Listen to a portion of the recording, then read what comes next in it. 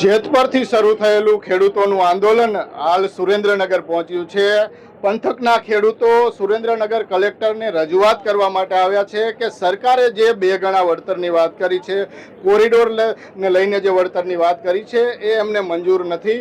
અહીંયા ખેડૂતો એક સવાલ એ ઉઠાવી રહ્યા છે કે સરકાર એ વાલા દવલાની નીતિથી ચાલે છે। શહેરના લોકોને अलग वळतर, गामडाना लोकोने अलग वळतर। तो आपणी साथे एक वडील खेडूत छे, ए आपणने आखा आ मुद्दे विगते प्रकाश पाडवाना छे। वडील, आ वळतरने लईने તમે જે વાત કરતા હતા એના વિશે વાત કરો સાહેબ। અમને મોટો અન્યાય કે સિટીમાં 60% અને નગરપાલિકામાં 45% અને ગામમાં 30% કોરિડોરના તાર જે આવે એમાં, તો હવે ઈ અમને એ અન્યાય શું કામ કર્યો? કારણ કે જીએસટી તો અમે હરખો ભરવી, વિગોટી અમે હરખી ભરવી, બીજા નંબરમાં અમે ખાતર ડીએપી ગમે લેવા જાવી તો બધામાં ઈ જ ભાવ હે।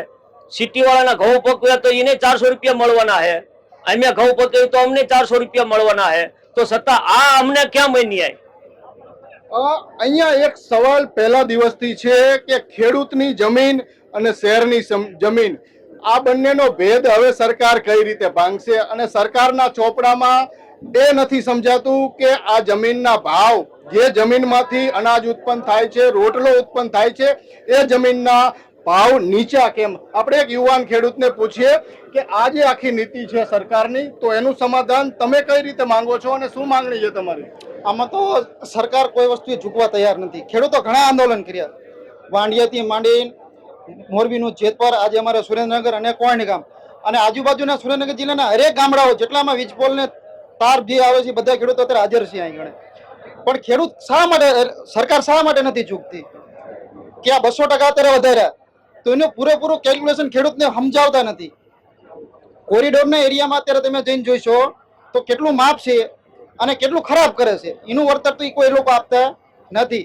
બીજા નંબરમાં કે આ સરકારની અંદર કઈ રીતે છે કે વાલા દવલાની નીતિ છે કે અમે ડીઝલ ભાવે લેવી છે, ખાતરી ભાવ, બિયારણ। આજે અમે કપાસ વેચવા જઈશું તો મારું ગામ સિયાણી છે, તો સિયાણીમાં 1500 રૂપિયા કપાસનો ભાવ હશે તો મને 1500 જ મળવાના। તો આ વળતરનો મુદ્દો જે છે એ હરેક ગુજરાતમાં હરેક ખેડૂતને એક સરખો અને એક સમાન હોવો જોઈએ। વાલા દવલાની નીતિ નહીં ચાલે। બહુ વ્યાજબી પ્રશ્ન છે કે જે જમીન અનાજ ઉત્પન્ન કરે છે એનો ભાવ ઓછો અને જે જમીન ઉપયોગમાં પણ નથી, શહેરની જમીનોનો ભાવ વધારે।